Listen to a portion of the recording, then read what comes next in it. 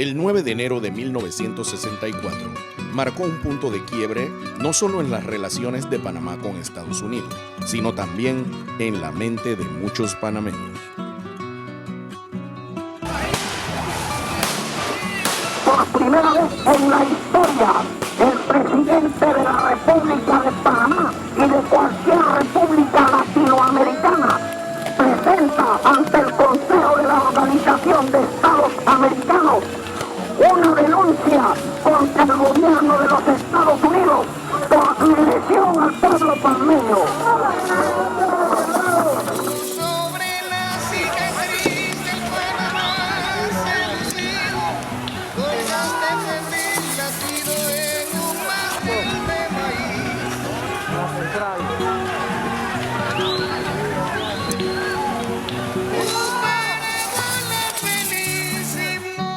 A finales de los años 60, los partidos políticos tradicionales sufrían un gran desgaste.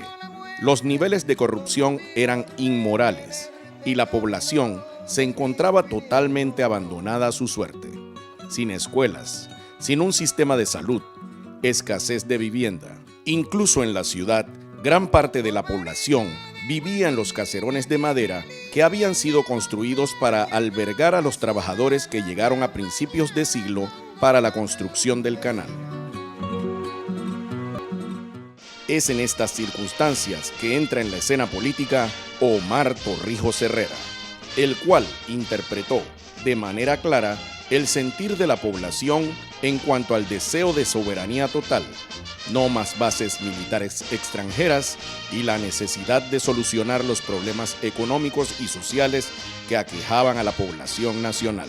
El 11 de octubre de 1971, en su discurso ante miles de panameños en la Plaza 5 de Mayo, Omar dijo: Que digan nuestros embajadores, que los embajadores de las repúblicas amigas que aquí están presentes, que digan los periodistas que aquí están presentes, ¿qué pueblo del mundo soporta la humillación de ver una bandera enclavada en su propio corazón? Que lo digan.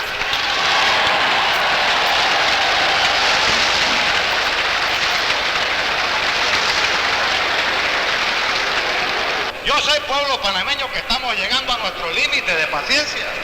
Lo sé que estamos llegando a nuestro límite de paciencia. Que nos digan aquí los corresponsales extranjeros, ¿qué pueblo de América o qué pueblo del mundo soporta que contiguo a su territorio existe un gobernador? ¿A nombre de qué? ¿Gobernador de qué? Cuando fracasen todas las esperanzas de sacar ese enclave colonial de ahí, Omar Torrijos vendrá a esta misma plaza y le dice: señores, vamos hacia adelante, porque Omar Torrijos no es héroe con sangre ajena.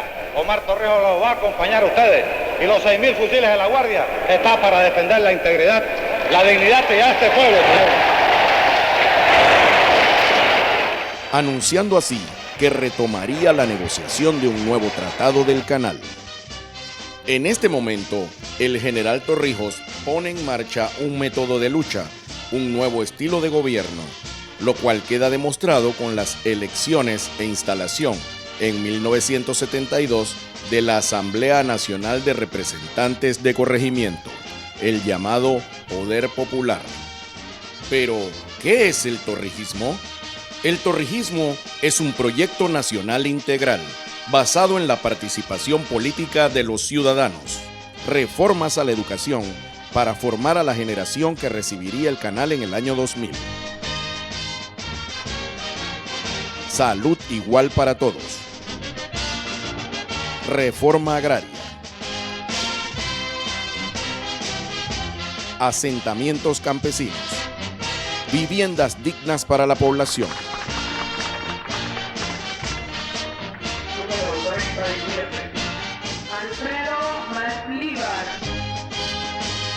Un nuevo código de trabajo. La primera etapa es la etapa de la lucha, precisamente encabezada por el sector de trabajadores del sector de trabajadores de Chiriquí, Puerto Armuelles específicamente, y el sector de trabajadores de la provincia de Bocas del Toro.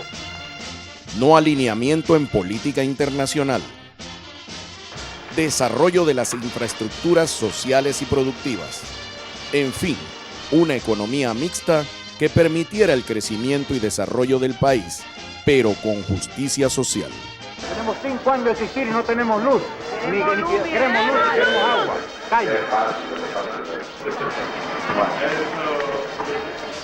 Ya el plano lo había enviado al ingeniero Nilson Espino y el último poste está muy cerca del lugar en donde ellos requieren la instalación. Así que vamos a cumplir hasta medida. La calle, general. En 1977, los negociadores norteamericanos condicionan la firma del nuevo Tratado del Canal al repliegue de los militares a sus cuarteles, la legalización de los partidos políticos y elecciones directas para presidente. En definitiva, una vuelta a la democracia electoral. El 1 de octubre de 1979 inicia el proceso de reversión de las áreas del canal. El pueblo panameño ve cómo comienza a materializarse uno de sus más grandes sueños: ver el emblema nacional en la cima del Cerro Ancón. Ya el panameño no continuará siendo juzgado por leyes extranjeras en su propia tierra. Ya no existe un Estado dentro de otro Estado. Ese día, Omar no está entre los asistentes. El repliegue es un hecho. Paralelamente, también se decide organizar el PRD como herramienta política llamada a garantizar la continuidad de lo alcanzado en los 10 años del proyecto nacional en lo político, social y económico. La transformación que vivió nuestro país durante estos 10 años de proceso revolucionario no tiene precedentes, ni hasta ahora ha podido ser superada. Veamos algunos ejemplos. En 1968 había 1.534 escuelas en todo el país. En 1981, 2.780, o sea, 80% más centros educativos. En 1968 el analfabetismo era superior al 20% de la población. En 1981 era del 11%. En 1968 había 31 centros de salud a nivel nacional. En 1981, 155. En 1968 no había ninguna organización campesina reconocida. En 1981 había 147, entre cooperativas y asentamientos campesinos, lo que supone más de 70.000 familias beneficiadas. En 1968 las comunicaciones nacionales contaban con 63.000 teléfonos en todo el territorio. En 1981 habían 185.000 teléfonos. En 1968 la producción eléctrica nacional era de 139.000 kilowatts. En 1981 se producían más de 1.370.000 kilowatts. Eso es 985% más generación eléctrica para el desarrollo. En 1968 existían 2.600 kilómetros de carreteras. En 1981, 8.600 kilómetros. Por eso, si alguien le dice por ahí que ha hecho más en 5 que en 50, usted ríasele en la cara. Tengamos en cuenta también que el presupuesto de la nación en 1981 era 20 veces menor que el de hoy en día, que es de más de 20.000 millones de balboas. Entonces, ¿cómo se pudo hacer tanto con tan poco? La respuesta está en lo que Omar llamó la Junta Pueblo-Gobierno, en la participación de las bases y en el compromiso con un objetivo y una causa común.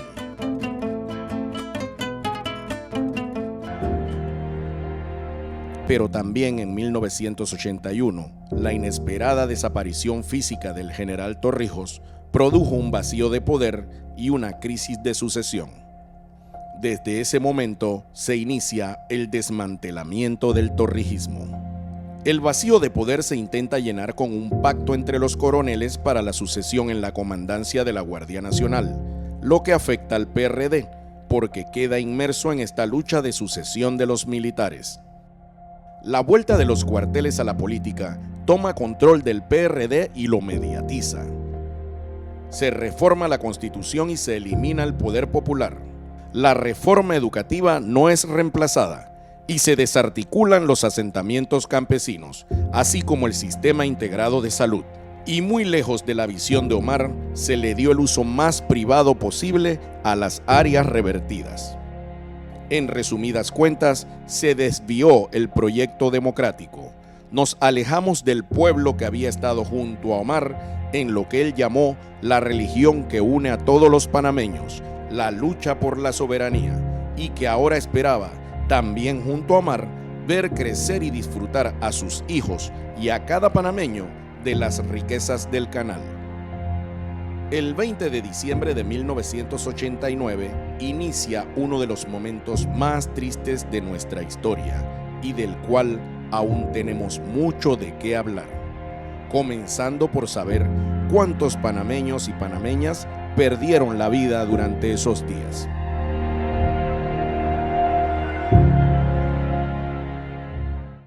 Los gobiernos posinvasión se han caracterizado por la alternabilidad en el poder.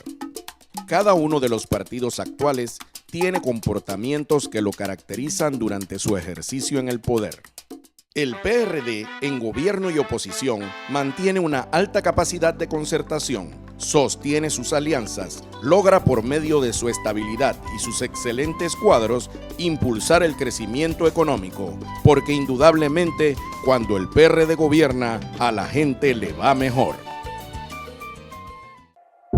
Pero entonces, ¿por qué hemos sufrido 3 derrotas electorales?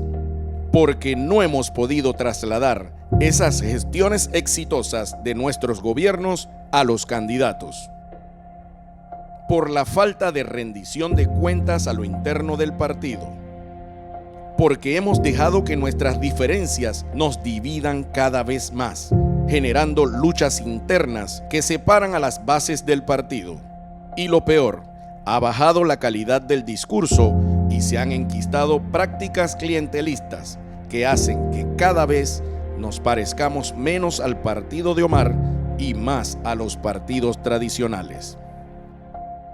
Ante este escenario, surge el Movimiento de Renovación y Rescate Torrijista, cuyos objetivos son rescatar al partido de su deterioro y el alejamiento del pueblo panameño, reconectarlo con la sociedad, garantizar espacios de representación y organización política, orientar a las bases y renovar las estructuras de dirección del partido. Para lograr lo anterior, es necesario derrotar el clientelismo y abrir el debate que permita la construcción de una visión programática de carácter estratégico que nos lleve a transformar el partido.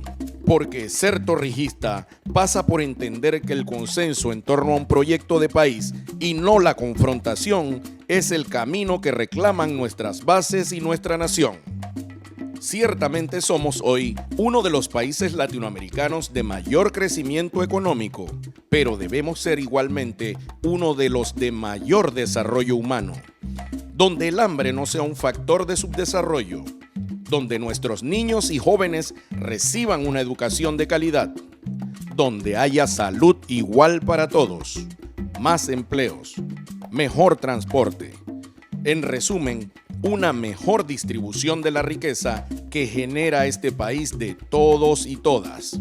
Hoy, con miles de nóminas con dirigentes comprometidos con el torrijismo, nos preparamos para darle al partido un nuevo giro, no basado en candidaturas presidenciales, pero sí en una nueva oportunidad para el pueblo panameño. De nosotros depende que le devolvamos a los torrijistas un partido cohesionado, no por el temor o el dinero, sino por el respeto a toda su militancia. Preparémonos para ganar la mayor cantidad de delegados, para luego trabajar en nuestro programa de organización, donde se separe la dirección política de las aspiraciones electorales donde la unificación del partido se dé alrededor de un proyecto. Ese partido lo estamos reinventando todos con nuestra militancia, con la participación activa y con el compromiso de rendirle a Omar el tributo que se merece. Construyendo un partido para la victoria.